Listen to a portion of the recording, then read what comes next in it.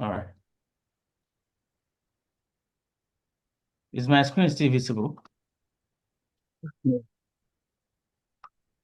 All right. So let me share some materials that we can go through it together. So, right. So for today's class, right?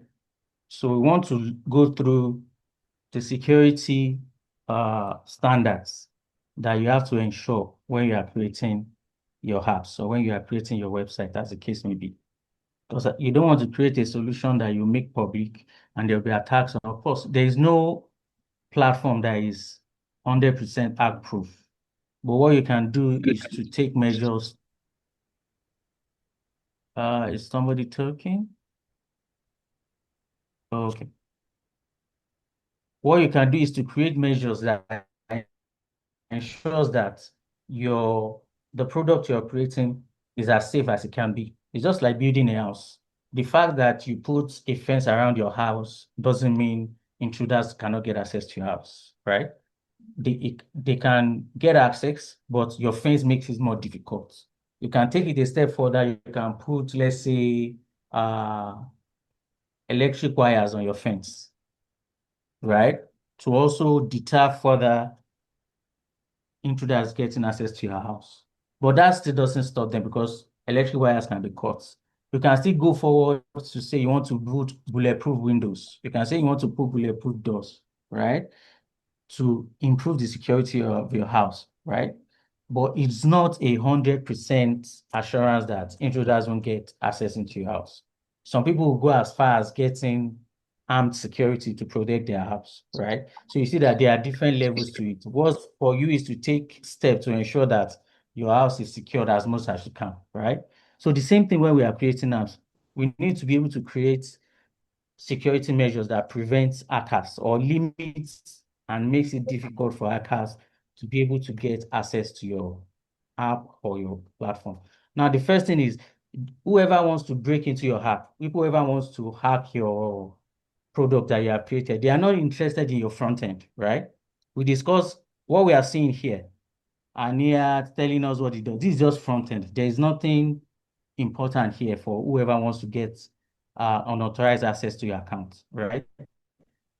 What they are interested in is your backend, your code, because whatever they are going to do is going to be, remember we said whatever happens in the front end is controlled by what happens in the back end. So if I change a single line of code, which we have illustrated in several of our class, just putting an S where there's supposed to be a semicolon, it can break the functionality of your app. Do you understand what I'm saying? So the same way when hackers want to attack your app, is your backend that they are going to go attack, right? So now the question you ask is this: you are not a coder, you've not learned one line of Java, you've not learned one line of Python, you've not learned HTML. But because you now have the tool that AI engines provide, you are able to create the solutions that developers that have coding experience are able to create. If you go on many podcasts, many information platforms, what they will tell you is, oh, if you're vibe coding, your app is not safe, your solution is not safe. That is not true. It is not safe if you have coding, if you are creating your solution as a novice. But if you go through these sessions that we are having and you still create a solution that is not safe, that means you've not learned. So we need to, pay attention to this, right? So the first thing I want to know, if you don't prompt your AI to create security protocols, you don't get any.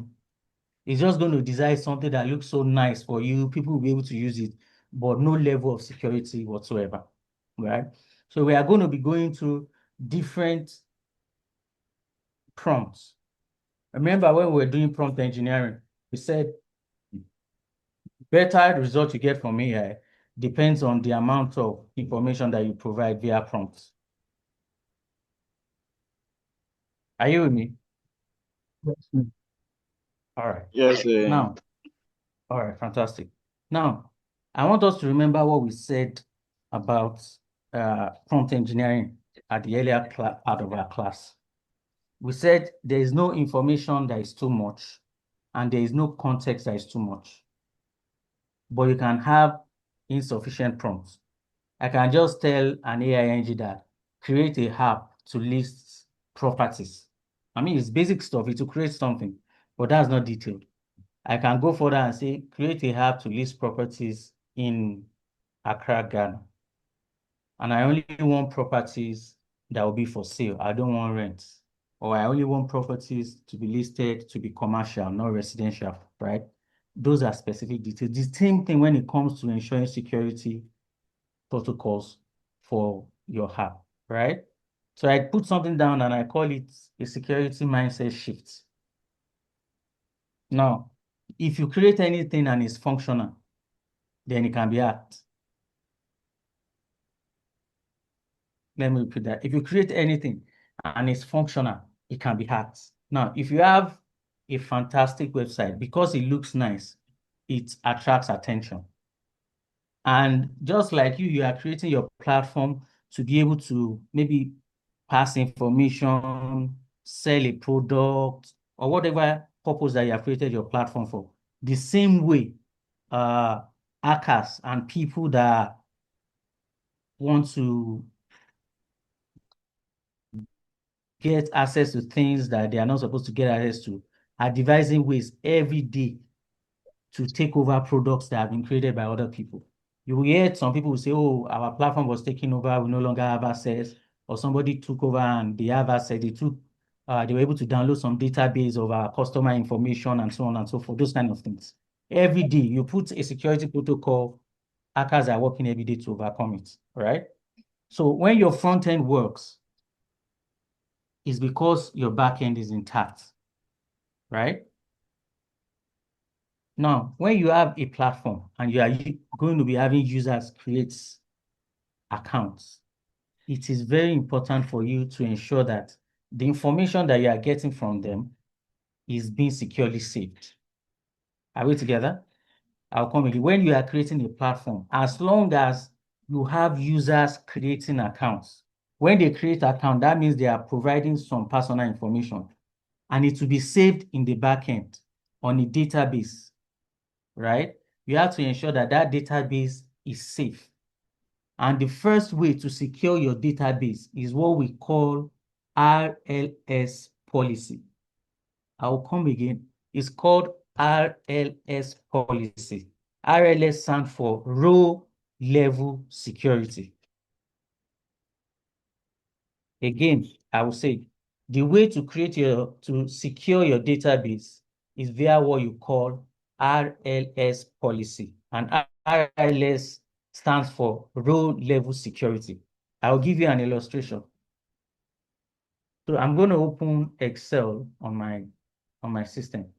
Please confirm that you can still see my screen. Yes, Yes. So you can see the Excel sheet. yes.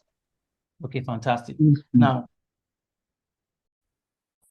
no matter what app or website that you are creating, the information on your website is stored in what you call rows and columns. So you have rows and you have columns, vertical and horizontal. So I'll give you an example. So let's say this first one, let me call it username.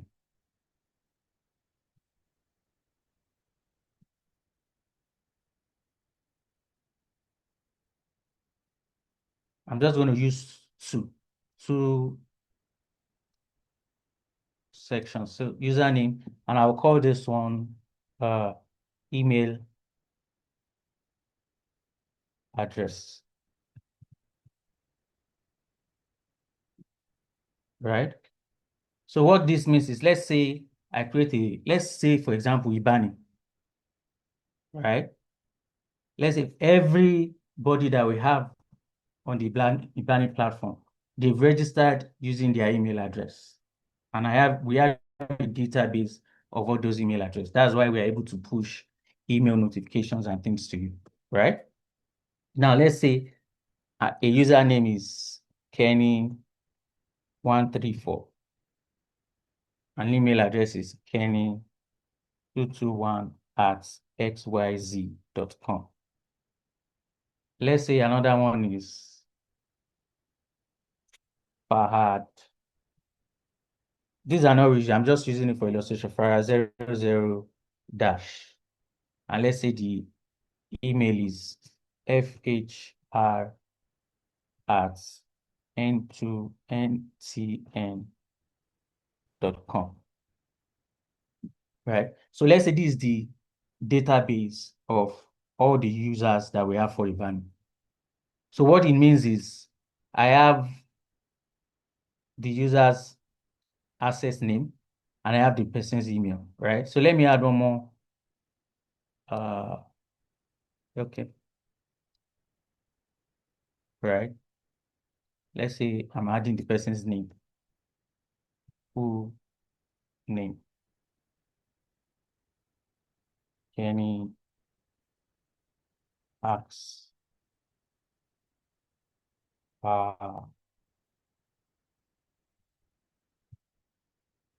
James, right? So what it means is when Kenny Ax was registering on HIBANE, he provided his email address and a username. So he's able to sign in and manage his accounts. Nobody else should be able to see Kenny Axe's email apart from Kenny Ax and the administrator of the HIBANE platform. Are we together? Yes, sir. Nobody else should be able to see Fahad email and username apart from Fahad, right? If there is no row level security, what it means is anybody that has access to the HIBANE platform, they can see all the email of all the users that we have on the platform. So what row level does is you are able to see only information that pertains to you. Information that concerns your account, that's what you are able to see. You can see only your name, you can see only your email, you can see only your username or any other information that you have provided on that platform. If another user logs into that platform, they will not see another person's information. They will be only able to see their own information. That's what row level security does. That's the basic of all forms of security, right? On your database. So on your rows and columns, even if I'm logged in, I'm not going to be seeing Fahad's information. I'm going to be seeing only my own. Is that clear? Hello? Hello, yes, sir.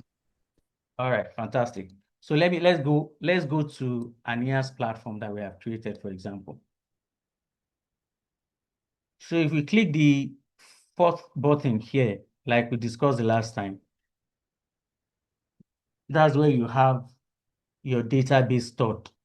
If you are using Lovable, different platform have their own form of storing database, right?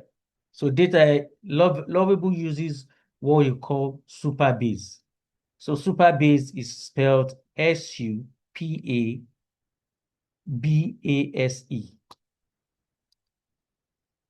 I'm going to drop it in our chat. Minute. Supabase or database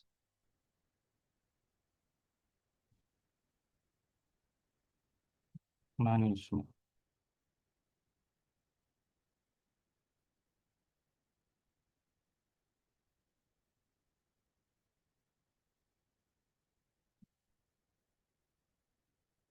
Are we together? Yes, please. Okay. So as you can see now, you have, I will explain what each of them means. So let me go back to the beginning so you'd understand what it means. So the first button you have is your preview button, which shows you the front end of your app. The second button is the analytics button, which shows you what is happening on your app or your website, as the case may be. This is not showing any data because it's not a live platform yet, right? The next one is the code, right, that shows all the backend functionality of your app. The fourth one is your database, which stores all the information that users provide on your platform. Now, the first one you have an overview of all the information that, and I will explain each one of them. You have database, you have users, you have storage, you have edge functions. If your system, if your app has any AI functions, it will show the details here. You have secrets, you have logs, and I will explain one after the other. So the first one, let's talk about the database. Now, your database, like I said, is something like this Excel sheet that we've created. It will store all the information of every user that has provided details on your system or on your app. So let me give you an example. Come here. So for Aniat's platform, right? Let's create a user account flow whereby since it's an event, what's it called? It's an event logistics platform. So you need user account to request some information. So let's prompt who and who is with us. So Aliu, we've done prompt engineering. So give me a prompt to create user account setup on this platform. You can unmute yourself. Aliu, Hello, sir. is Aliu there? Yes, yes, please go ahead. Answer the question again. Sorry. Okay, so give me a prompt. So this is Aniat's platform, right? It's an event Yeah. logistics platform where people can request that they want to, say, for example, rent chairs. They want to move that chair from point A to point B, right? So before you do that, Okay. that means there needs to be a user account where you can be able to say, okay, this is where my location is. I want 20 dozens of chair to be moved to this location, right?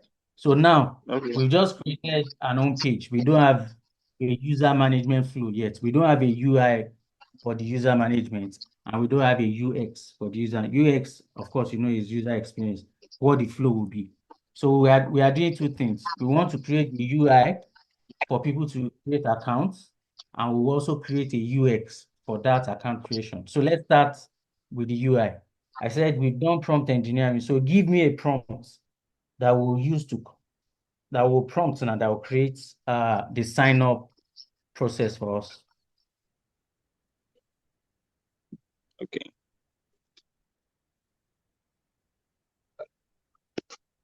All right, sir. So, Um, just call it out and I'll type it. okay, create a Mm-hmm. user flow account for Aminat. Is it Aminat And Logistics? yeah, Aniat, sorry. Aniat Logistics.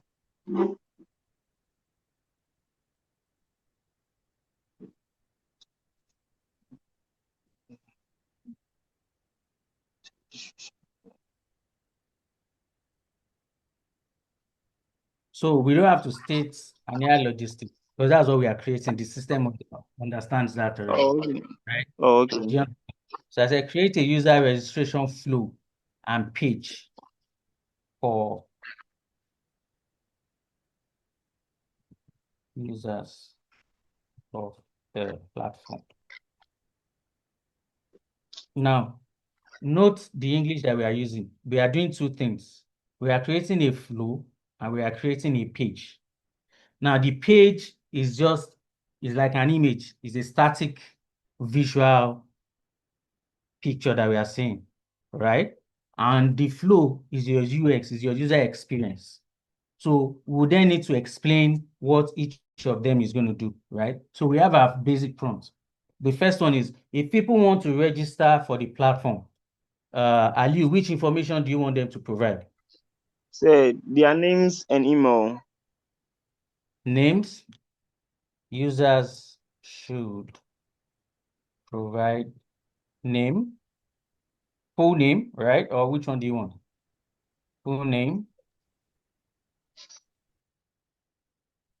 email. Do you want to, do you need any other information? Contact number. Say Hello. no.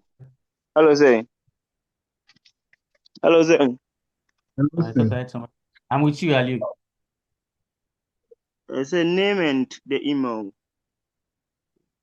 Name and the email. All right. So you don't think there is something missing? The location or No, not that. Just to even create the account. They need to provide a password. Do you understand? If you are yes, creating an please. account, right? So what gets you access to the database of any platform is via your password. That's why you see that if you want to log in into your Google account, you can't just log in with your email address alone. You have to insert your password. Even your name is of no importance. The name is just to be able to identify your account. But the main thing is what is going to be your username. In this case, your email address. Then what will grant you access to a database where you can see only your information is your password. Do you understand what I'm saying? Take these things, one after the other, so you understand the importance, right? Okay, sir. Now, if you have a app, let's say your banking app, for example, you have your username, you have your password. There is a reason your password is different, even if myself and you, we are using the same bank, right? There is a reason our password is different from one another.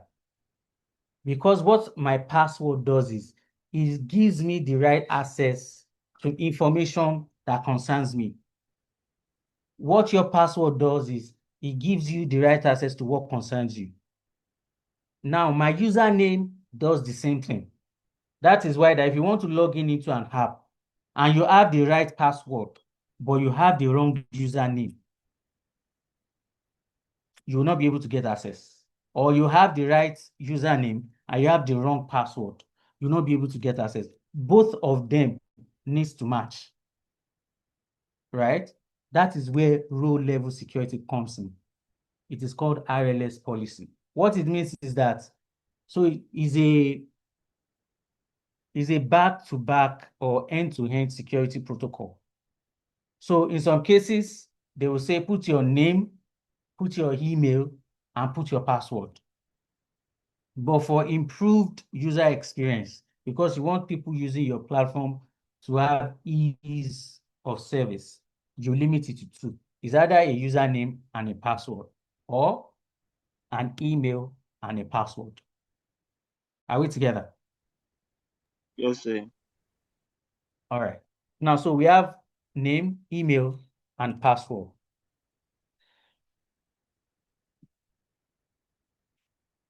right?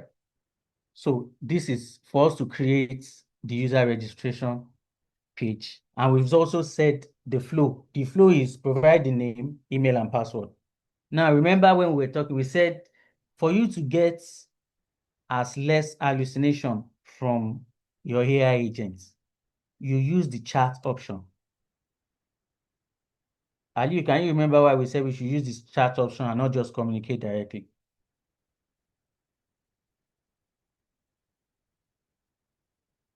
Ali, Say, to do you limit the to limit the right? content to what you provided the AI to do. Exactly. And what happens is the AI engine will be able to break down what it wants to do into a plan. You review the plan, then you approve it. So it's not going to go into something else. We are creating a user page. It will not come to the home page and delete something or change something. It's going to stay focused on what we want, right? So click the chat option, then we'll send.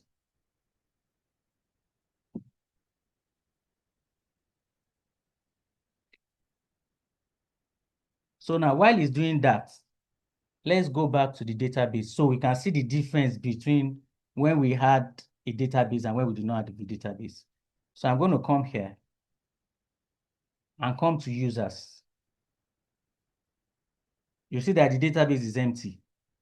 There are no user information. Even if I reload it, nobody are registered, right? By the time we finish the user creation setup and we create an actual account, we'll then come back here. You see that the information that person has provided will then be stored on this backend. So let me go.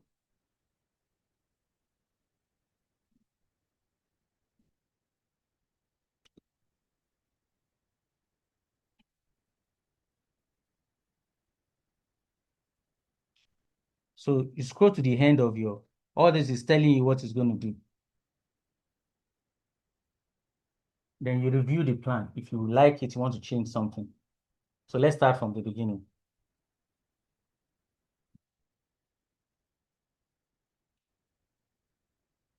Now, the first thing it's doing is it's going to create a page called sign up form.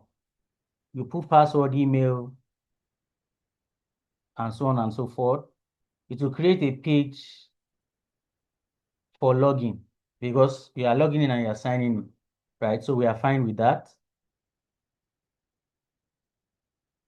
Now, I want you to take note of this space, which is the next thing I want to discuss. You will see here, it says create user authentication hook. Now, this is part of the security feature. What it does is that what we have explained, that before you are able to sign in, it has to match your information that you are provided. It could be your name and password, your email and password, your email address and password, right? Now, this is the flow. Remember in our prompt, we said create a sign up or login page and user flow. Now, it wants to tell us the flow. If we like it, we keep it. If we don't like it, we change it. Now, you say user visits the sign up page, fills full name, email, and password. On submit, creates a user in the Superbase with full name and data. It automatically triggers a profile creation and the person is redirected to the home page. Now, what this does is when you create an account, are we together? So yeah. All right. When you create an account and you sign in successfully, it will leave the account creation page and bring you to the home page. For now, that is fine because we don't have a profile page set up yet.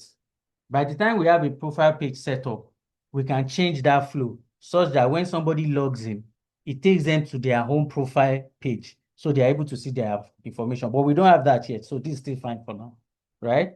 So we look at that, it's fine. We say implement plan. When you implement, that's when your AI engine then starts to create what you have access to create. While that is going on, let's go back to our manual and continue.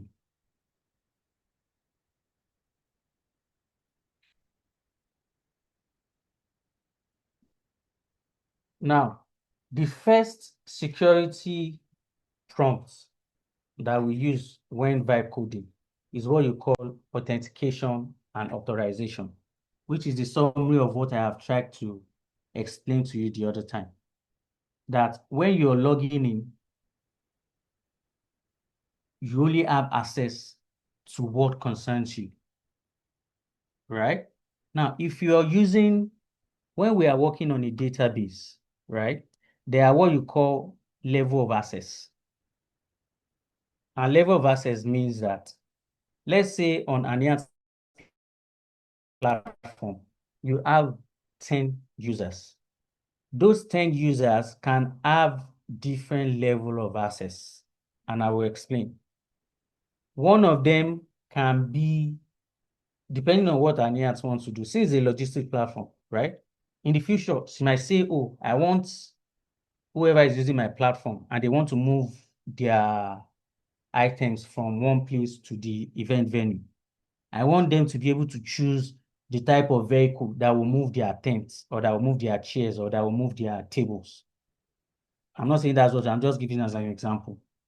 That means you can have an account for logistics people or driver for users to choose the driver they want. That means you need to create a driver account in your backend. That's the level of access. What that means is when a driver logs in into an IaaS platform, the only thing is going to be seen is request for him to move certain items from point A to point B. That's the level of access. Now, there will be another level of access for somebody that, let's say, is an event planner, for example. An event planner creates an account on an IaaS logistics platform. As an event planner, that means the person is managing catering, is managing decoration, is managing the photographers, is managing the people in charge of video, is managing the venue, is managing security, is managing movement of people in and out, is managing access to the event, all those kind of things, right? So that person's account is different from a driver's account. That's the level of access. What that means is when that person logs in into the platform, is going to see what concerns an event planner, right? Then there will be a third level of access. And that third level of access is called an administrative access. Now, I'll give you an example. So as we are looking at this platform, we are the one designing these websites, right? So what we are doing now, we have admin oversight over all the things that is happening, right? We can see the code that makes the platform function. We can see the database of the platform. We can see everything. We can change anything. That's a super admin access, right? It's a super admin access. But let's say we finish designing this platform, right? And here, who is the owner of the platform, we have a super admin login. She'll be able to see all this and do what we are doing. But she has a staff that she wants to manage the site, but doesn't want the person to be changing code, just manage what happens on the site. Then the person will have what you call an admin account. Are we together? Yes, sir. Hello. Hello, So the sir. person will have what you call an admin account, right? So you have your admin account, then the admin is able to do different things on the platform. So that's another level of access. So what that means is each person, based on your level of access, by the time you log in, you only see what concerns you. You only see what concerns you, right? So that's another level of security when you are creating your. So it is not that when anytime somebody creates an account on your platform, they immediately get administrative access to your platform. No. For different users, you need to create different level of access. And under database management, you call it roles. ROLES, roles. So I think our user creation page is ready. So if you want to see any page or any part of your app without navigation, if you click this search button up here, it will show you the drop down of all the pages that you have created. This first one that has the / is the home button. Any app you are creating and you are using Lovable, that if you click it, it's going to take you to your home button. So I've clicked it, that's the home. It's taking us to the home page of the app. If I click here again,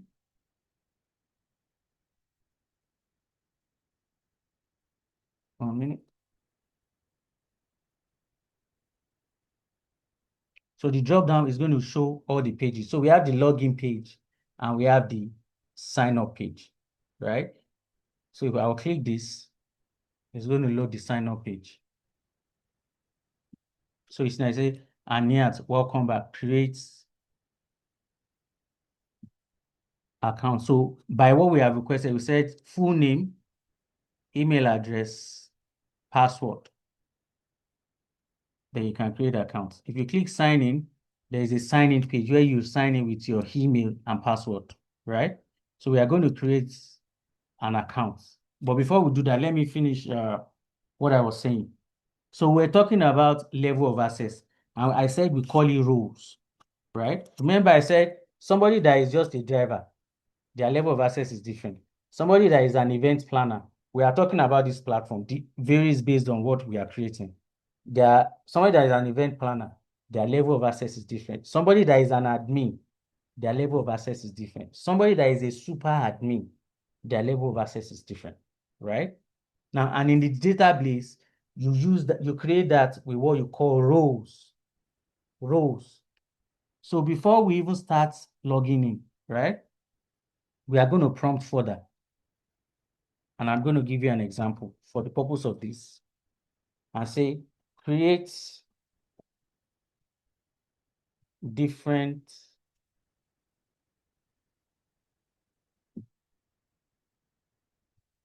level of access for the following roles.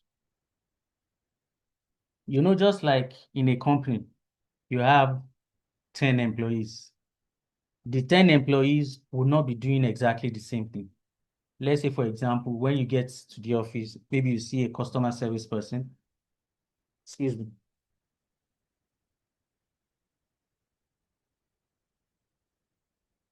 Maybe you see a customer service person or you see a front desk officer. That's that person's role. What it means is the person is not in charge of carrying things from one place to the other. The only thing the person is in charge of is to welcome people to the office. But there will be somebody else or another team that is in charge of, let's say, sales. That means they are in charge of getting people to buy whatever that company is saying. That's their role. There is somebody else that is in charge of business development. There is somebody else that is in charge of security, right? There is somebody else that is in charge of human resources. There is somebody else in charge of administration. There is somebody in charge of welfare. Then even the owner of the company, there's somebody that is the MD of the company, right? If it's a limited liability company, there are people that will be on the board of the company. Everybody has their own roles. Are we together? The same thing happens when we are creating security protocols for our apps. Each user needs to have their own level of access. Are we together? Yes.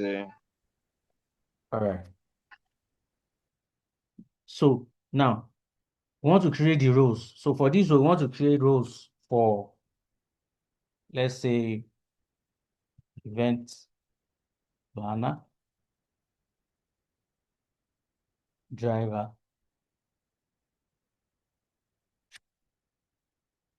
and let's say, and admin in the database. So again, I'm going to click the chat option and send. While that is going, so now let's go to the database so you can see it's empty. You can see users is empty. There's no information. So I'm going to create an account with my email now. Let me use my Gmail, my name, my Gmail. I'm just going to use any password and say, so there's a toggle long button. Let me just say, blah, blah, blah, blah, blah, blah. Now, this is another security measure that we'll get to. By the time we get into the different prompts, we look for security. You see what I'm doing now? I have typed, this is what you call a repetitive password, right? So when somebody wants to guess in the hacking field, when they want to guess password, the most common passwords to hack into are repetitive passwords.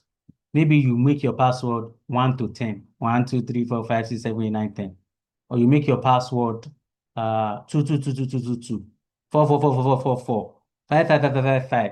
Do you understand? Or 1, 1, 1, 2, 2, 2, 3, 3, 3, 4, 4, 4. Right? Those kind of passwords are easier to get access to.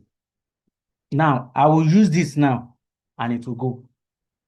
But to make your platform more secure, you can enforce a security protocol such that whoever wants to create a password on your system, on your app, they cannot use repetitive password, or they cannot use something like password as their password. You know, sometimes your password can be password. Are we together? Hello? Yeah, Hello, yes, sir. we are. All right, fantastic. So you cannot use repetitive password For this now, so we can Well see that said. when you are creating something with AI, you have to take the extra step of securing what you are creating. Now, I've not told you that, oh, I don't want repetitive password. So it will allow it because it doesn't know that if that's what I want or if that's what I don't want. But because I have knowledge, I'm part of the HIBANE Academy, I've been trained, I know that using repetitive password is not safe. Because first, if you are creating any solution or any product and you are making it public, right? The first liability for security, please note this and take it down somewhere. The first liability for security lies on the creator of that platform or the owners of that platform. Let me say, for example, if this was a banking app, let's even use any of your banks, any of the banks that we have. Let's say you are a Zenith Bank customer and your account was hacked. The first way for your account to be hacked is somebody has access to your password or your PIN or or your your username, and they access your mobile app or your internet banking and they move funds from your account. The first point of liability goes to Zenith Bank to say that how did somebody even get access to be able to see my password? They will not have, it's not that if somebody stole my password or if somebody gets my password. The first question is, what was uh, Zenith Bank security protocol to prevent unsanctioned access to user password or user email? So when we check that, because usually when platform are act, right, for the purpose of information, they will set up what you call an audit team. And what the audit team will do is they will review all the information they have. Then they will review all the security protocols to say, okay, this is what happened. What do you have, right? So the first thing they'll say, okay, is Zenith Bank covered in terms of security on their backend? That means nobody can access the backend to steal people's password or username and have access to their account. That's the first liability, is on them. When that is covered, they will now come to, oh, did you give your password to your brother? Did you give your password to your sister? Did you write your password somewhere? Did you save your password on your email and your email was compromised? But the first liability is on the creator of the platform to ensure that their platform is safe. So when you are creating your product, because this is what developers and coders do, security is very important, especially when you are dealing with people data, right? So if your people are creating an account on your platform, you yourself, you can enforce that security to say what they take the maximum care in creating password. We can even say the password must be a mixture of words, letters, and special character. We can say the password must not be less than 8 characters. So that means I can't say 1425. It has to be up to 8. Are we together? Yes, we are. Hello, guys. Are we together? Are we learning? Yes, Yes, we are please. very well. All right, fantastic. So before we go forward, you know how we do. We'll take 5 minutes and we would go on HIBANE AI social platform. We are going to leave comments on what we are. So somebody leaves a, okay. Oh, Shrida, I just joined us not long. How are you? Yeah, I'm fine. Good afternoon, sir. Good afternoon. So our Kenny, yes. hi guys.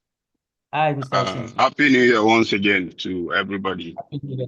Happy New Year, sir. Yeah, I've been listening to today's session because I said okay, even though I'm en route some some activities, but I said I have to join, so I started with you guys.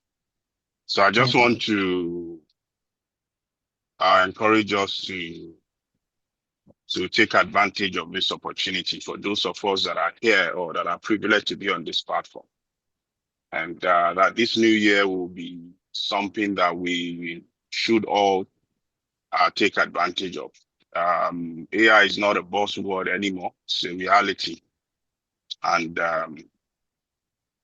for so far, what we've even learned or what we are aware of, we are like 1% of 1% of people that are even aware of AI. So Let's take that advantage and evangelize, and then also use it as an avenue to better our life, most especially this year. There are a lot of opportunities that comes with AI, and as well as this training that you guys are experiencing. Our next training or session won't be free. So that's why for those that are able to start and then get to this level, well done. And for the new year, I have, even though I didn't inform Kenny, but I think you guys deserve just to say thank you from us. And so for those that will be, whether you start or you end for this session, Kenny, please, let's arrange New Year gifts for this individual. I don't know what it's gonna be, but it could be monetary, it could be other form.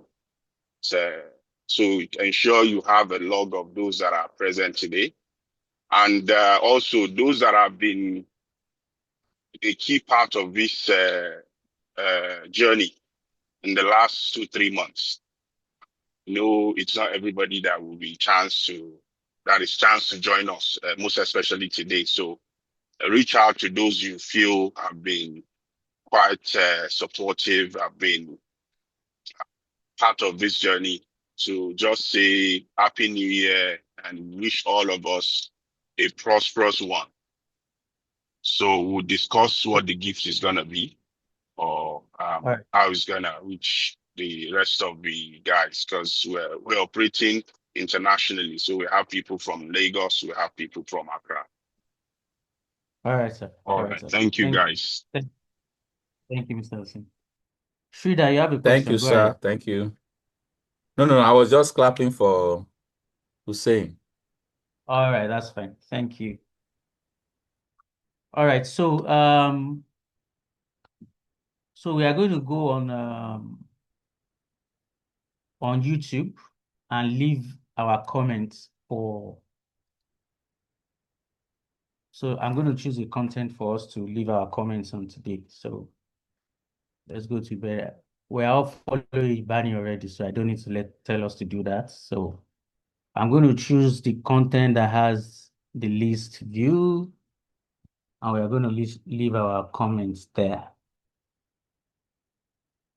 Okay, so we have 18 views, 13 views, 35 views, 2 views. So this is the content we are going to leave our comment on. I'm going to share the link.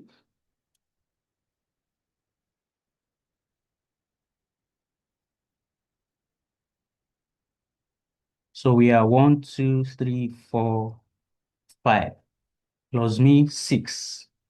So I'm dropping the link on our chat here, and I'm also dropping it on our WhatsApp page.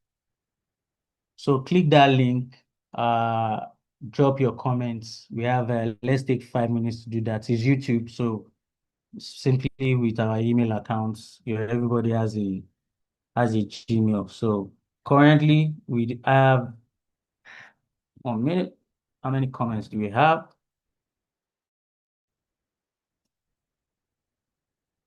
We don't have any comments, and we don't have any like on this particular content.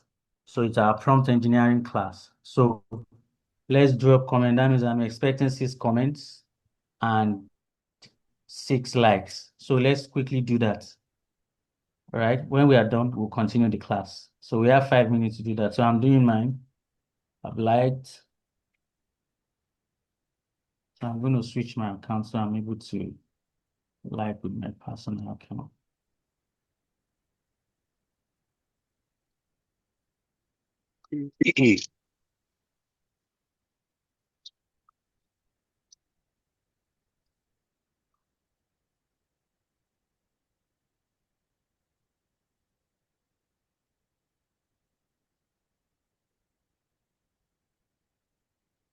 All right. So I've liked. So I'm dropping my comments. And So, Hello, sir. yes, I'm with you. Yeah. Why is he asking us to sign in before we can like? You have to have you have a Gmail account, so you sign in with your Gmail account. You can't comment, you can't Oh, engage on YouTube if you are not signed in. So you need to sign in so you can leave comment and you can do your likes.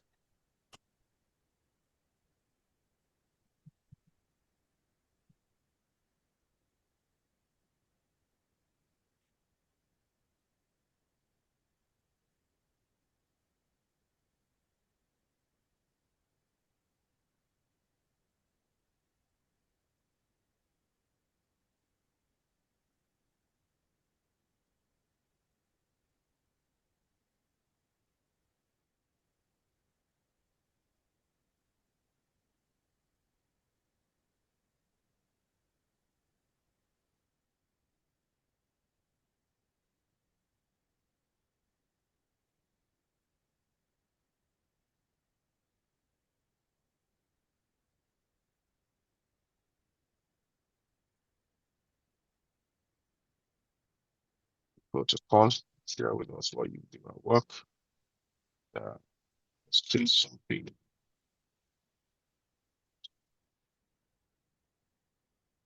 Right.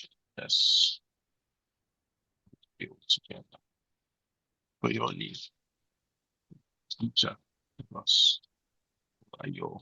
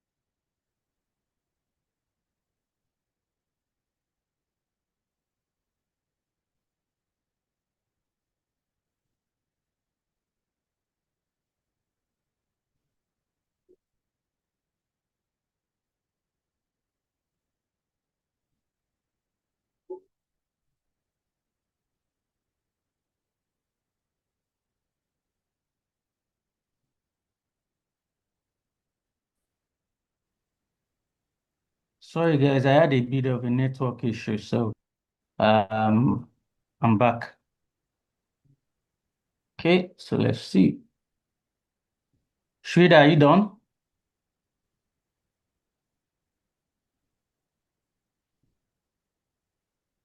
no, I'm not. I'm still trying to my password. I used to leave my Gmail account sign in, but it's Okay. asking me for my password now. I'm trying to remember it. Aliu, Fahad, Aniyat, Mr. Hussein. So our moderator, Aniyat, is a bit under the weather today. That's why she's not active. So let's pardon her. And we wish her a quick recovery. But that shows dedication. I mean, she's not well, but she's still here trying to learn something. So that's kind of zeal we are looking forward to. So get well soon, Aniyat, okay? Fahad, are you done? Aliu.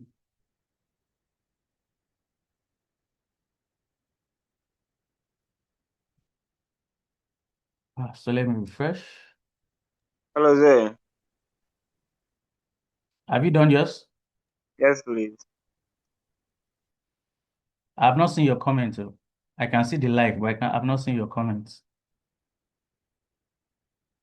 Have you commented as well?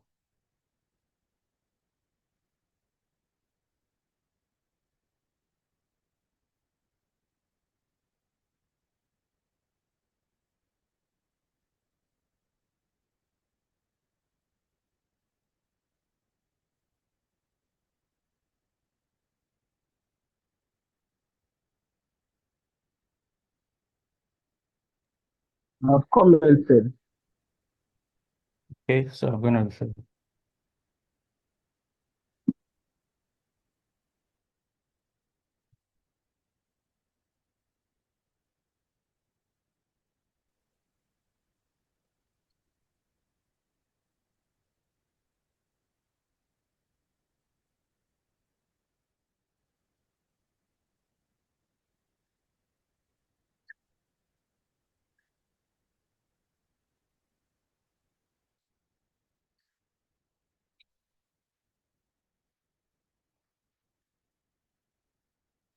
Fahad, have you commented? Yes, sir. Oh, what's wrong? Have you done that?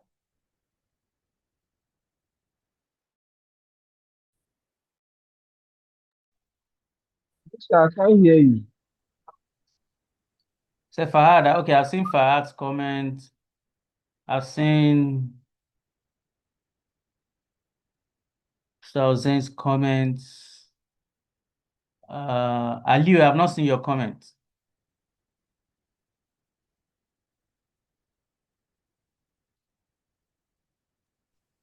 So please, I'm working on that. The one that I commented was a different video, so I'm doing the one. Okay. All right. Fantastic. So we'll take 2 more minutes to. I'm expecting 1, 2, 3, 4, 5. So I'm expecting 5 comments, 5 likes. So right now we have 4 likes, 2 comments. So we have 3 more comments to go. All right, let's take 2 minutes to do that. Then we'll get back into our class. Thank you.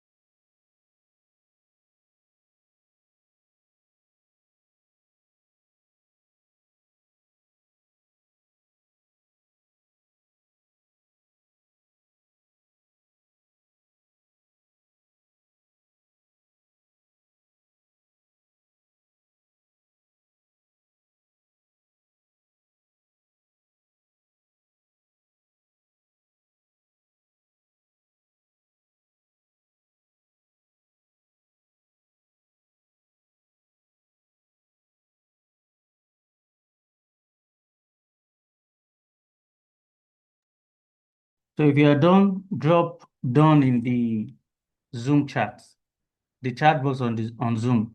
Drop done there so we can get back into our session. Thank you.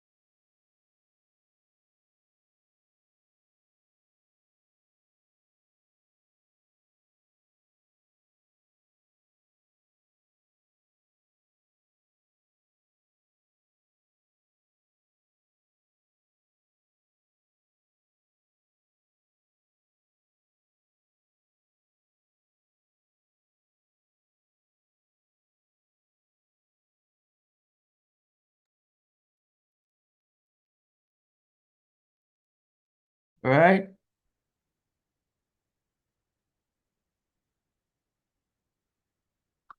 Are we all done? So let me refresh one more time and see.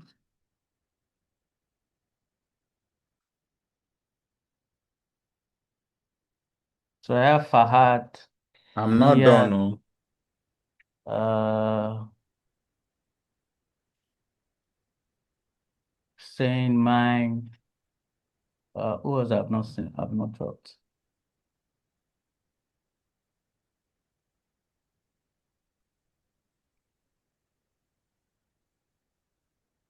Shida, are you having any issue making comments? What's the challenge?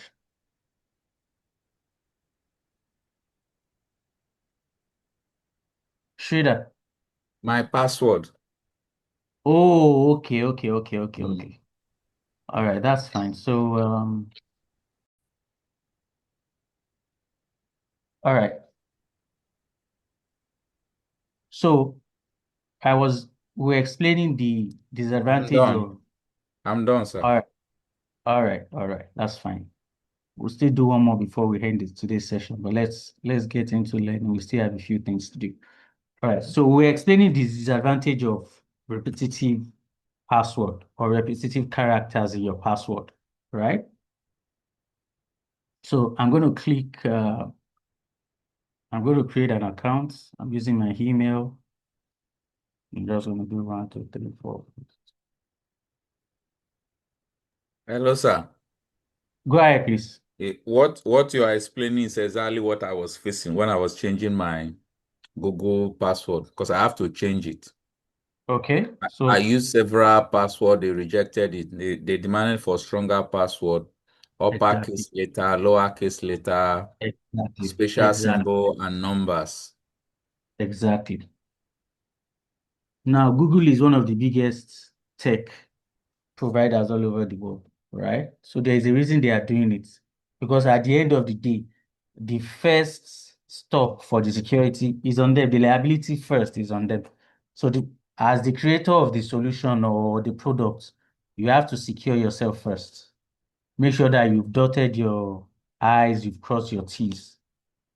Like I said at the beginning, there is no platform that is 100% hack proof or that is 100% security compliant. But what you can do is to ensure that you have as much layer of security as you can, right? So there are different security protocols that we'll get into. We'll not finish today, we'll get into it in other sessions, but let's just take it one by one. And as long as we understand each of them, that's the most important thing, right? So I'm going to create my password. So you can see now, it has accepted my password, which is a very, very weak password, right? I've just used 1 in 8 places. There is no special character, there is no upper cases, nothing, just numbers, right? So because remember I said it at the beginning, the fact that we are coding with AI doesn't mean it can read our mind.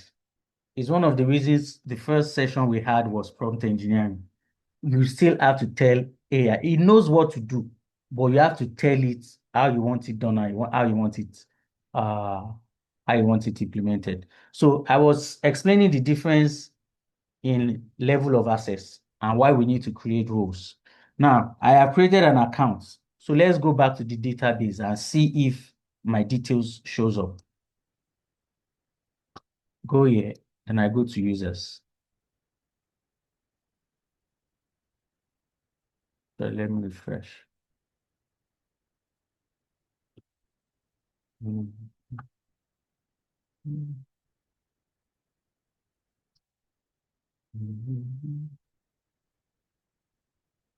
So if you come here now, you can see my email is there and it's showing when last I signed in, right?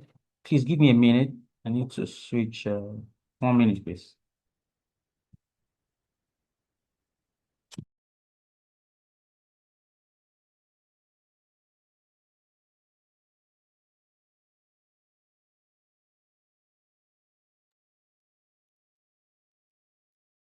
All right, sorry about it. So you have my email saved, right? Now remember at the beginning, during this session, I was saying, so let me go back to the Excel sheets.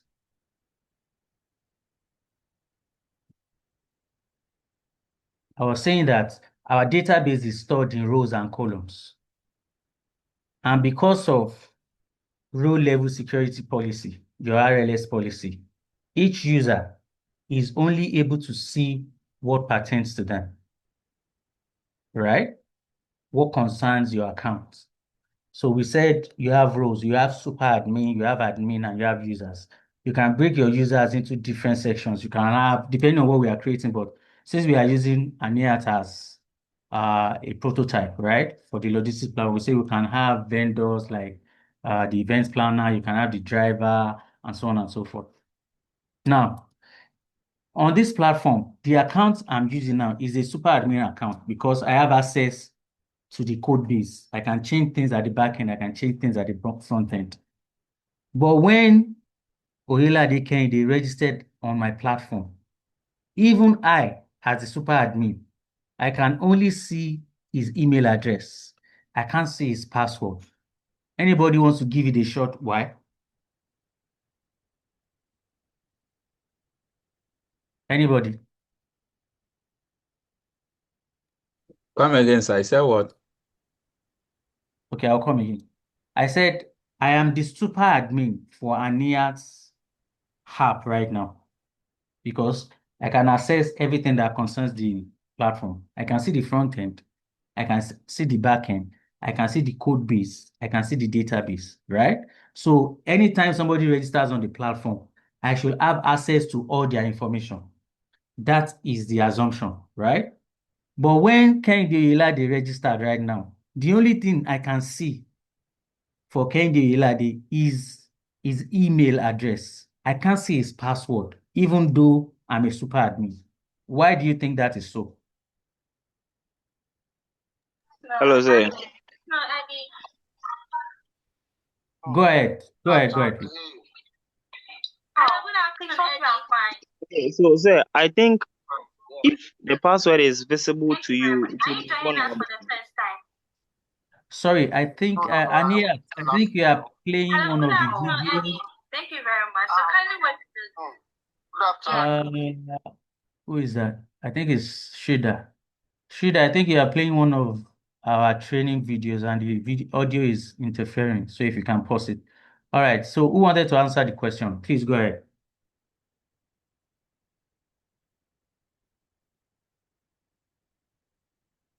Hello, sir. Go ahead, Ali. All right. So from my perspective, I think if it is visible to the super admin, it is vulnerable. Okay. Why is it vulnerable? Yeah, since if someone can access into the super admin's account, meaning he can get every details of everyone using that platform. Okay. Okay. Any other contribution?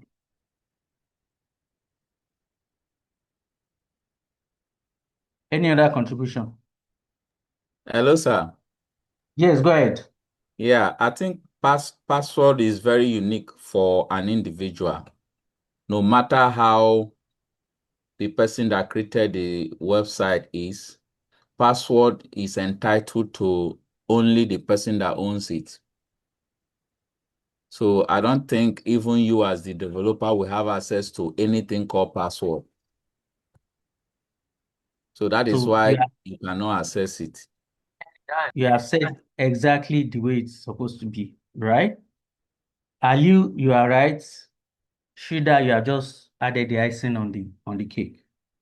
So as an administrator, hmm, what you are managing is the database, but you are not managing personal information. If your app, for example, we can make it vulnerable that even user passwords. So they will tell you that sometimes that an app was hacked. And by the time they do a security audit, they will find out that it was part of the staff of that company, or it was the part of Sorry, the sir. There are so many voice interference. So because videos are playing. I think some people are playing the link that we created, we are sharing. Let's see who is not muted.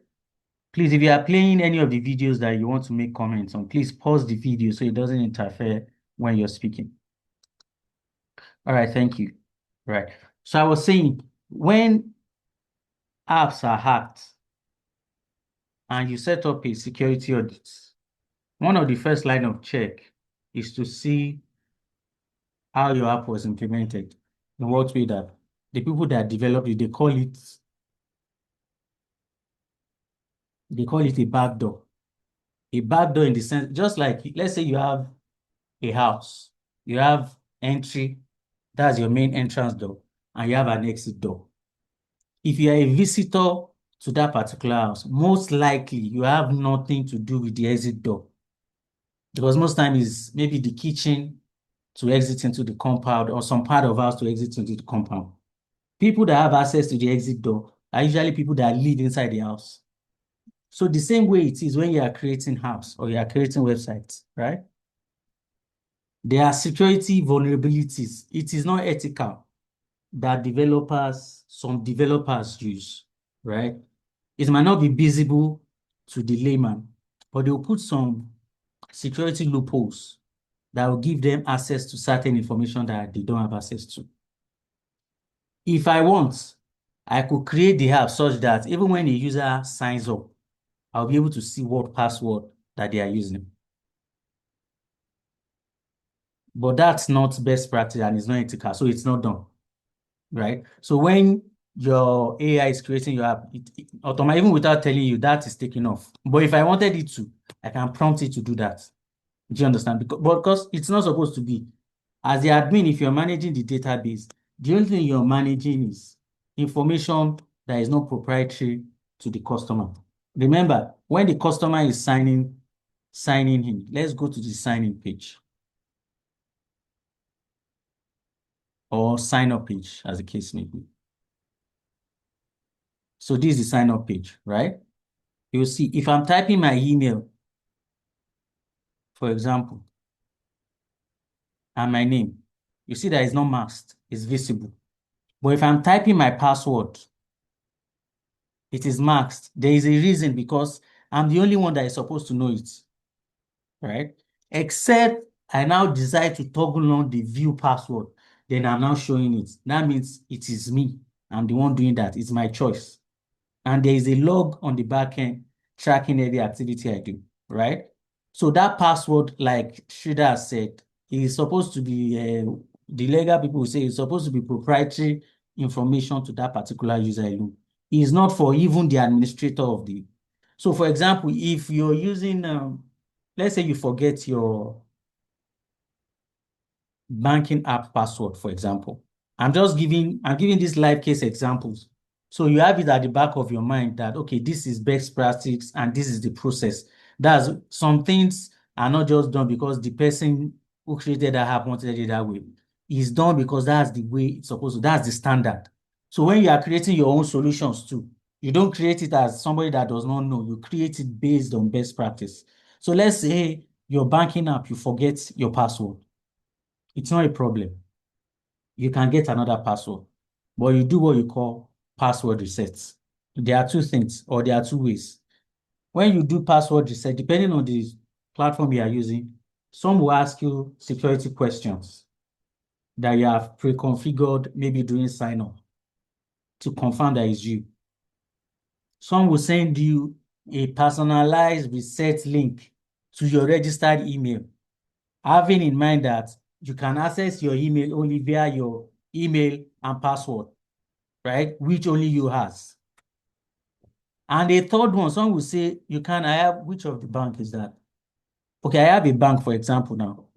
I'm not doing adverts for them, so I'm not going to mention their name. I have a bank, for example, that if you forget your username and you forget your password, you cannot even reset it via email reset or via link resets. What they will ask is you call the customer care. When you call the customer care, then the customer care will now tell you that they will get back to look at the security protocol. Please follow. When you call customer care that, oh, I forgot my password or I forgot my username, I want to reset it. They will take your details, they will confirm it's you, they will ask you some question. They will not give you a password reset link immediately. I will ask a question after this. Then they will tell you that within 48 hours, you will receive a call from their call center. They will now give you a temporary password. That temporary password will not give you access to your account. It will now give you access to a page where you will now create a new password. But they will not tell you when they will call, what day, what time. They will just call you randomly.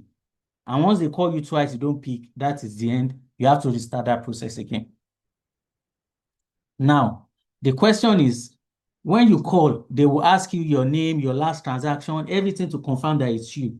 But they will still not give you that password reset immediately. Can anybody tell me why that is? Because remember, what we are talking about today is app security. So we have to learn from best practice and several use cases that we've seen. We've talking about resetting password via links. We're talking about resetting password via email resets. But now I'm giving you this is a live example for a bank that I use, for example, right? You call them, they will not give it to you. They will give you a call within 48 hours at any time they like. They can call you the only thing they will only call you during work hours. They will not call you at night. So you don't know when to expect their call or when they are going to call. Can anybody just give it a shot? Why you think they have added that additional level of security? Anybody? So, Yes, I Ali, go think ahead. if a hacker like get access to your account, he'll get to know your details.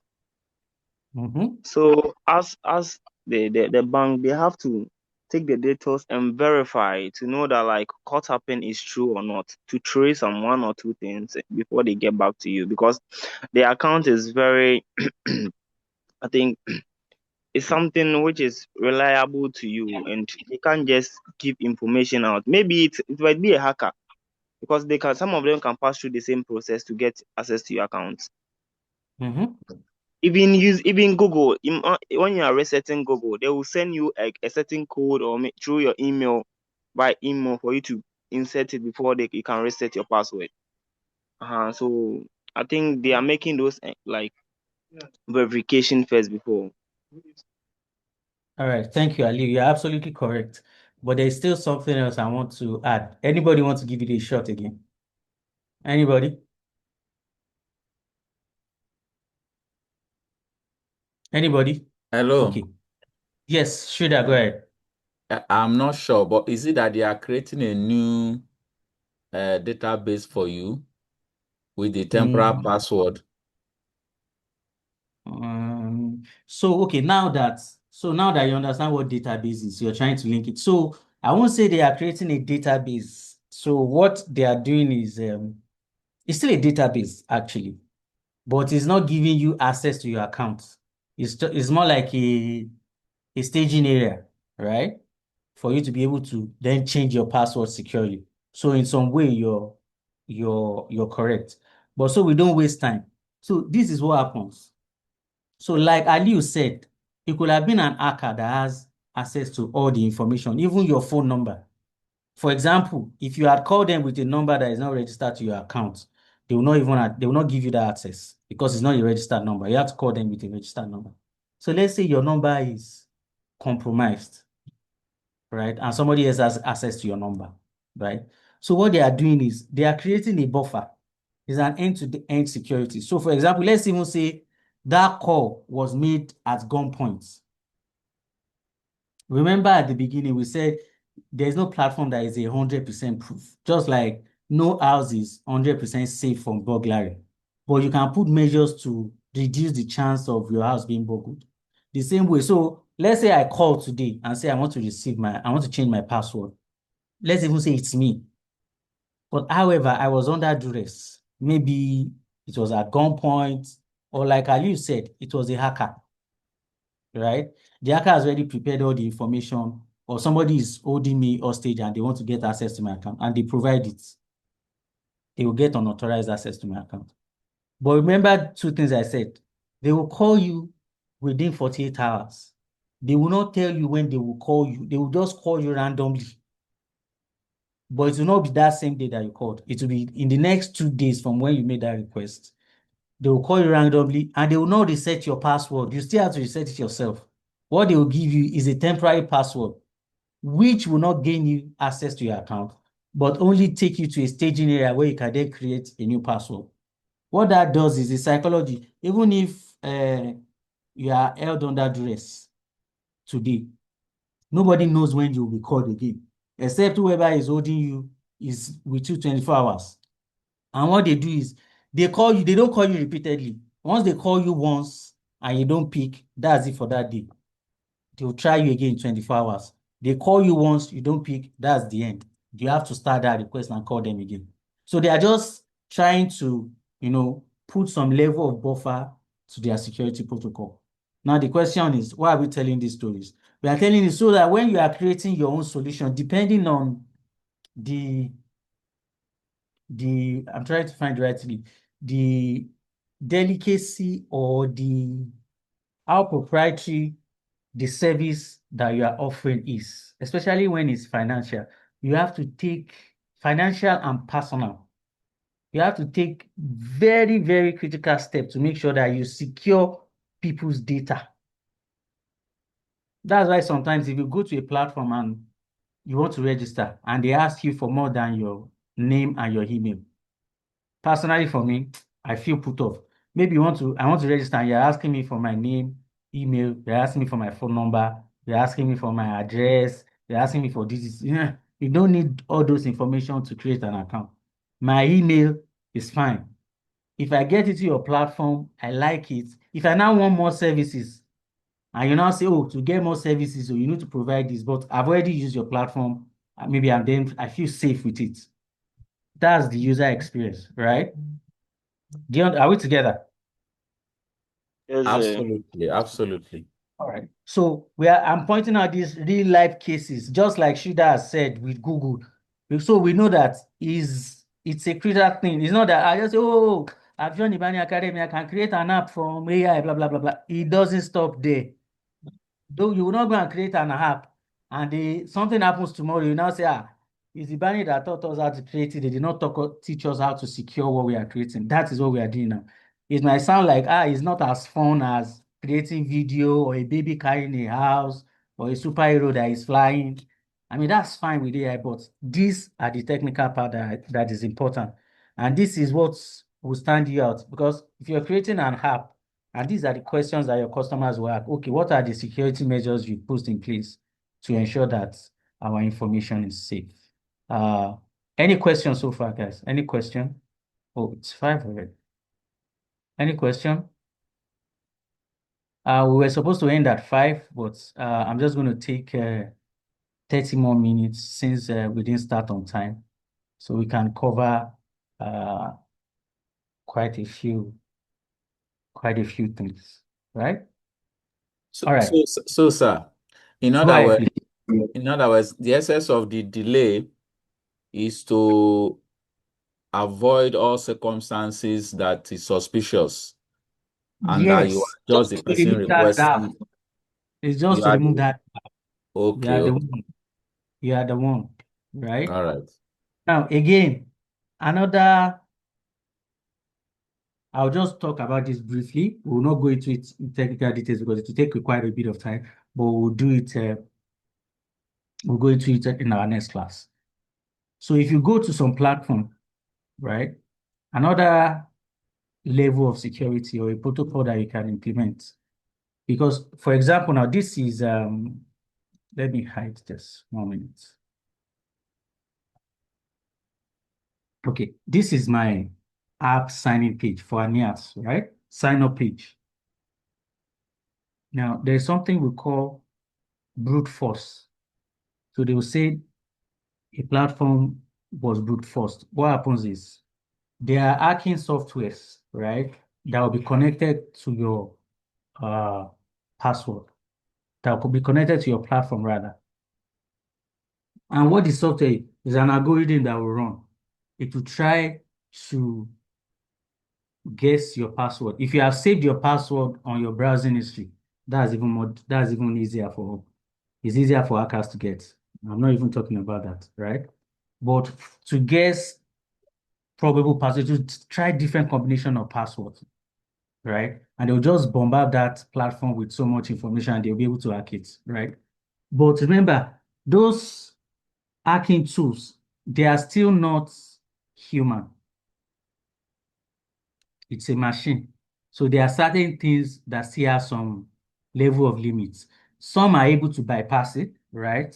Like we said, no platform is. I'm saying this so if you're pitching something to a customer, for example, if you decide that this is what you want to do, you just want to be creating apps for people, and they ask you, no platform is 100%. Even your banking platform is not 100% security proof, but you do as much level of security to protect it. So if you go to some platforms, you see something that is called CAPTCHA, CAPTCHA, CHA. Have you seen it? Has anybody experienced it? Which platform though? Let me see.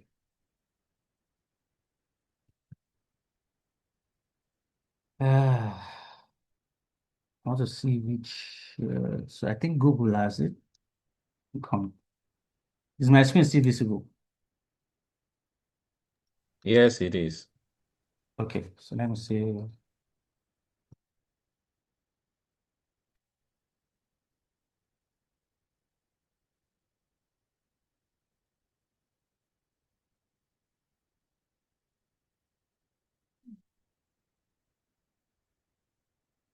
Oh, it's not here.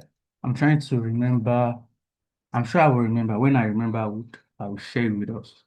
So what capture does is a security measure, right?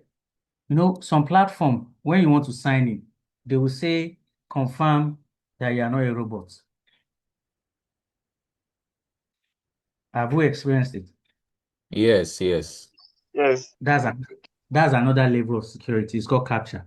Now, why that is done? So when you click that button, some will generate a random number and tell you to type it. Remember, I said when an hack is being done on your platform, right? A software is trying to generate random password to gain access. It's not that it's typing the password, it's the machine that is generating it. So what that does is, if it's okay, is a human that will be able to type. So type. That's one. Another type of human verification is that an image can be turned upside down. I'm sure you have seen that too. You'll now say use an arrow to point that image to appear that it is standing. Maybe the head was down there. You keep clicking that arrow, keep clicking that arrow, and the image then start. Then you then click sign in. Even with your password, until you do that, you'll not be able to sign in. It's a level of security. So the best spelling is CAPTTHA. Let me drop it in our chat box. These are our chats.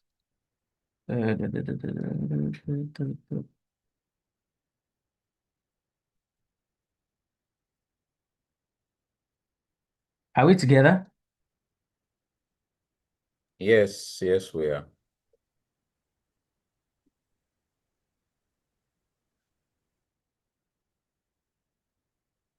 Now, this is another level of security that you can add to your platform as against all the things that we've discussed around repetitive passwords or adding special character to passwords and so on and so forth, right? During our next class, we'll go into details on how to add a human verification to your sign-in page as part of your security protocol. That is always advised when you are creating a platform that deals with proprietary information. Maybe people are putting their personal details, they are putting their date of birth for some reason, depending on what you're creating. They are putting their identity numbers and so on and so forth, those kind of details into your platform because you're saving it to be able to provide a particular level of service for them, right? Okay. Are we Yes, learning, guys? Are yes, we learning? very, Are we very learning? well. Learning. All right, fantastic. So I'm going to go back and let's resolve the password issue that I discussed. So remember, I said my password is repetitive and uh I'm able to sign in with it, which is not safe. So we need to resolve that. So this is what I'm going to do because our sessions takes a bit of incoming password.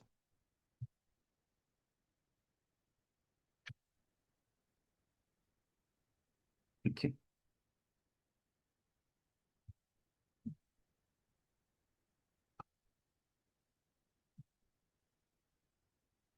Is my screen visible?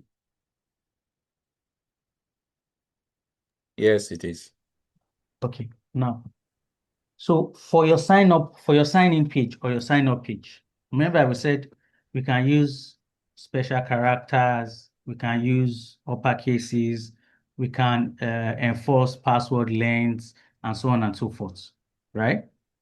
Now, there are two ways that we can do that. We can do that at the code level, and we can do that at the front end by just prompting. So let's just go through the two, then we can call today's class a end. So I'm going to go to Shrida, you raised your hand, or that was before? Yeah, I wanted to ask something. That place that I normally see it's security end-to-end implementation. That end-to-end, what does it mean? Depend on what you are using it for. I mean, it's just what's the English now? It's so I saw it with what you just showed now. no, I'm coming. I want to use a layman, to explain in the simple terms. So the security of your platform, right, is in two phases. There is front end, there is back end. What we are seeing here is a front end security protocol that when I type my password, it is not visible unless I do this toggle on. There are some platform that does not even have this toggle on. If we want, we can take it off to say you cannot even toggle it on. Just remember the password and keep it. Do you understand what I'm saying? Yes. This is front end. It's a front end protocol, right? Your row level security is a back end protocol. Your RLS security that we explained in the beginning, that if you're accessing a database to a platform, you need some level of access. That's a back end security. So when you have both front end and back end, that's what you mean by end to end. Did I explain? Did I explain it? Is it clear? Okay. You All can right. then have several protocols for your security for your backend. You can have several protocols for your security for your front end. Okay. Yes. All right. So what was I going to say? Okay.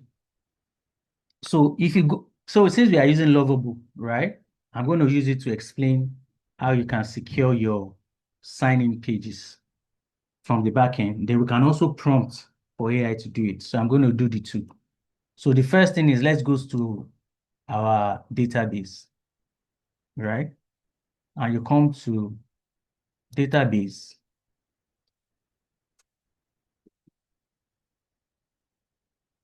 I'm sorry, I want authentication. Yes, you come to users and you come to auth. Auth means authentication. It's just a short form of authentication, right?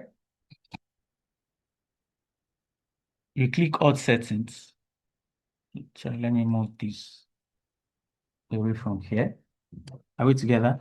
Then you come down and come to advanced.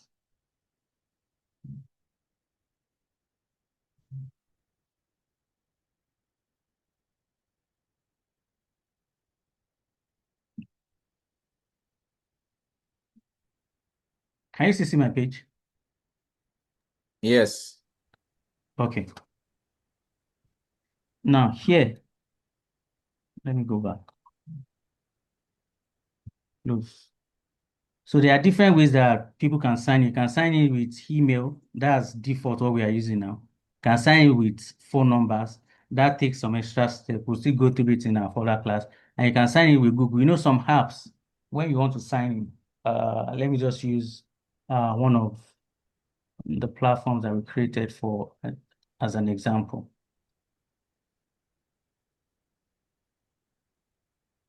Let's say kind of.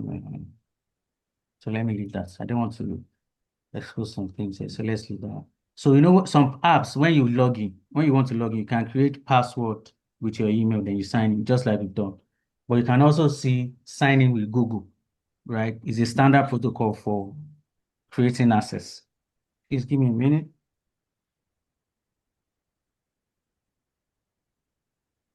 Right?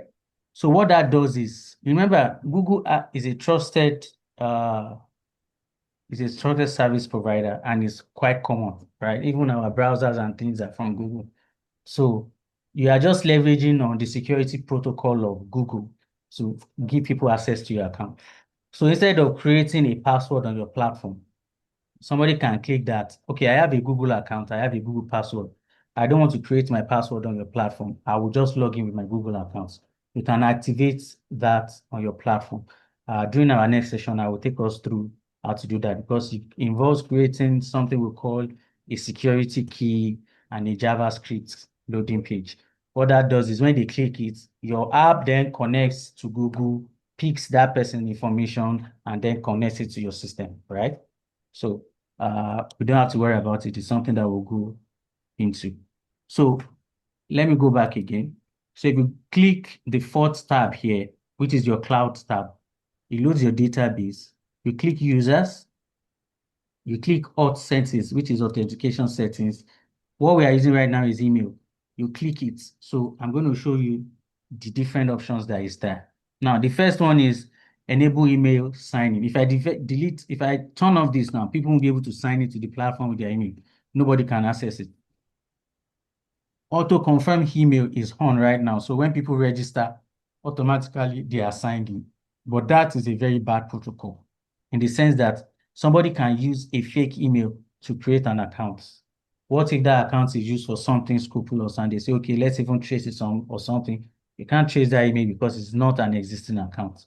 Apart from that, for customer relationship management, it's not best practice because you want to be able to push email marketing to people that are using your platform, right? So having that in mind, if somebody uses a fake email, that means when you send them email marketing, it's not going to deliver, it's not going to deliver. So I always turn this off, right?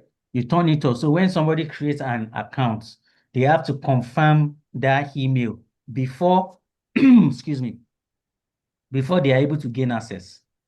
It can be via a code, it can be via a link. We'll go through the different options, right? But we turn it off. What that does is they will get an automated email saying, oh, you are registered on Annie's platform, confirm your email. You click a link and it's confirmed, right?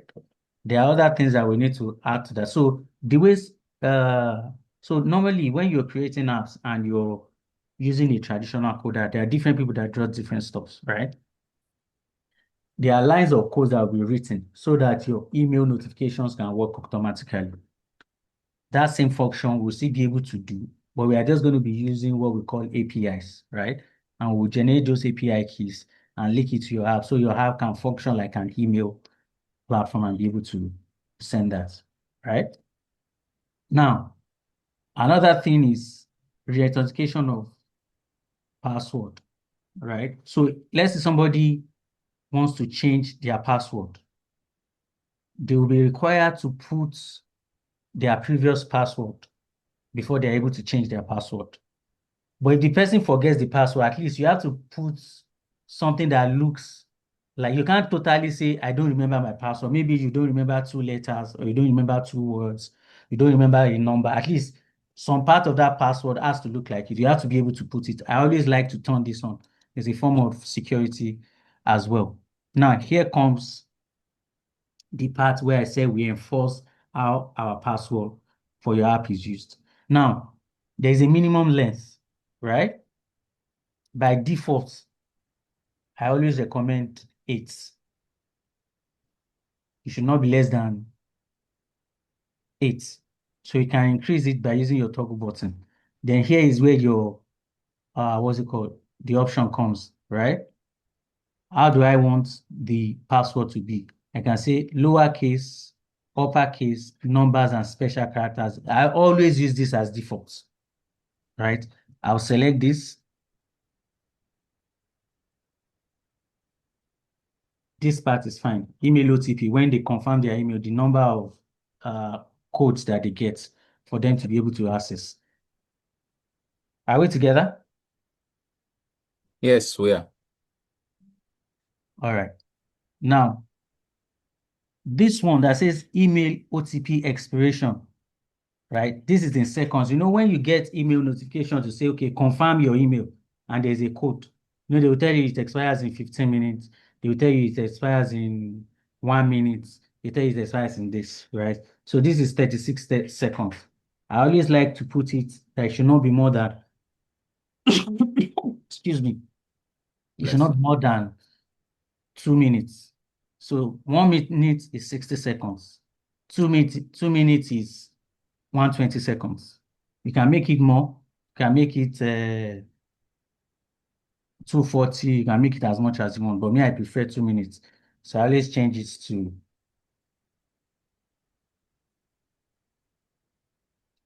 120. 120.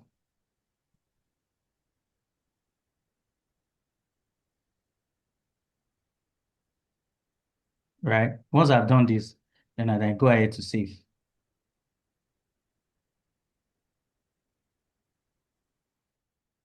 Right? So this is updated. That means when anybody is signing in and creating an account, they have to use what I have implemented for them to create their password. Right? Now, that's doing it. So Lovable comes with that backend that you can do it. It's made it easy. But let's say you are using a platform that does not support this function, then you can do it as your code level by prompting. And that's where this prompt comes in. So what I will do is this, right?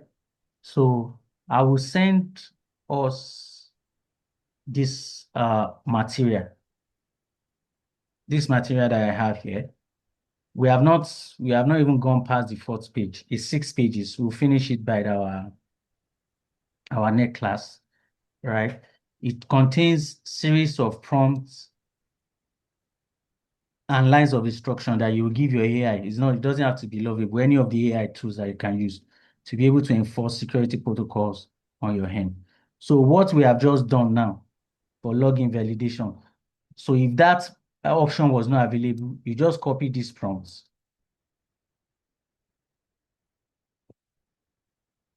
take it to your AI engine and paste it, right? So I will explain what each of them is. Remember when we were doing what we're doing at the back end is the same thing that is here. Now the first thing is email is required. So when the email is not imputed, it will give an error message saying, please enter a valid email address, right? Now, when you come to password, password must be a minimum of 8 characters, right? And maximum of 100. That's not a problem. So what you will then add here is you open this semicolon. Please let me zoom this so we can we see the screen? Hello? Yes, yes. Okay. You open this semicolon, just put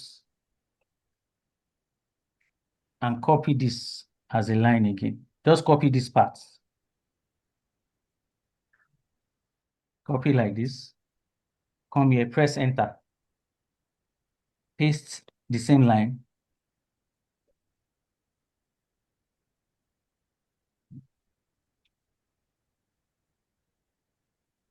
Then we will now edit this to fit what we want, right? Now say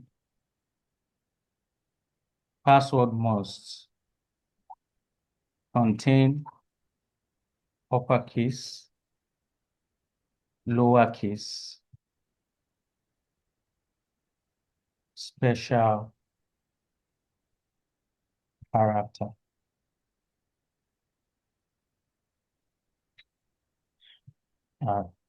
Lists, right? Then I will add last part, which is what I was explaining, that preventing repetitive password. And I'll say no use of repeating characters or numbers. No use of. I always like, you can add this, you don't have to add it, but me, I always like to no use of. Sorry, Nope. sir. Hello. Go ahead, please. Yeah, like what you are typing now, assuming it can be paraphrased, right? Of course, use your own English. That's why it's called prompting, right? You don't. I'm not Okay. saying you have to use. Then, You have to use the same English I'm using. Go ahead. okay. And the number two, the Mm. login validation on the code session that you showed us. Mm-hmm. You use the email, Mm-hmm. then you set all the password protocols. That's what you are doing in this alternative. Now, Exactly. there are some places you go to, you Mm-hmm. will see email/phone number. As Is it that you come down that because from that place it's only email that is enabled? Sorry, repeat I that. raised my hand before, you didn't see me. I wanted to ask it at that point. That place Do you you want me showed to up get that back here? only the email said that was enabled, the others were disabled. So let me go back so I'm sure I understand what you're talking about. Uh-huh. Okay. Exactly. Yeah, Yeah. this page. Mm-hmm. Email What? email enabled. So Mm-hmm. assuming you enabled phone number, will you now slash it with the email? Yes, of course. But so Okay. there are different protocols that guides different signing option, right? So now remember, because I mean we are talking security, so that we are still on point. If you're creating a sign-up page, the basic standard is email address, right? When you are going to phone numbers, right, it's getting to becoming more proprietary. So it is not automatic. So if I want to turn it on, there are APIs that I need to connect with. So it's not automatically depending on what you want to use. So there's Twilio, there's Text Local, there's Vonage, there's MessageBird. So I have to get their APIs to be able to connect to this. You can see this. So we'll go into all this in our next class. I'll get the token session, I'll get the account ID, I'll get all those from this provider. It's a separate service. I have to get those tokens from that provider. So so anytime somebody logs in with their phone number, they are logging in through that provider of that service. But with the email, that is straightforward. You don't need to put any API key. Automatically, that can be connected. That's why this is still turned Oh, off now. Do you understand? So if you want to turn it on, just like okay. getting login with your Google account, we'll need certain parameters, then we'll be able to incorporate into our platform. All right. Okay. Yes, sir. Thank you. You're welcome. So I was saying here, I always like to add no use of. I'll open a semicolon, password. I close it as password.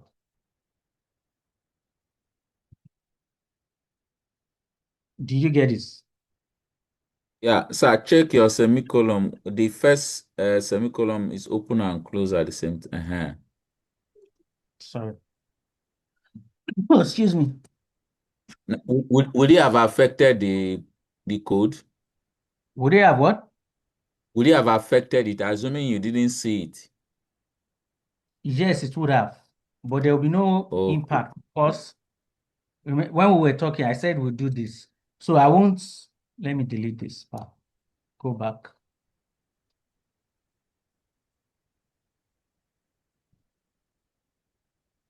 I won't prompt it directly here. So if I copy this, let's say this is what I'm using. I'll copy this. Excuse me. And paste it here. But I won't send the structure directly. I'll use the chat button. So if I use the chat button, if I make any error, my AI is going to correct it for me. That's another advantage of using your chat. Okay. Do you understand? So it's Yes. still fine. All right. So that's it. So if I was using a platform that doesn't have that functionality, I'll just copy this and then prompt with this for my AI to be able to create that security protocol for me. All right. So I think we'll end the class here today. So for the purpose of knowledge, right? I will share this slide. We'll continue from 4.3 in our next class. All these prompts will come in handy for what's it called? For us, especially for those that want to be using AI to create uh to create different apps and solutions, right? So any question before we call it a day? And thank you to everyone that participated. Thank you very much, sir. You're welcome. Any That question? that uh that stuff I told you, I was able to do it. Okay. I was able to connect to the back end. Oh, we didn't get back to doing it, right? Yes. So sorry. So sorry. So, and I use my daily credit to do that. So it took me days. It's going to take I you days now. kept prompting until I got something exactly what I wanted. So when students write the exam, the results normally comes up. Oh, so it's coming up now.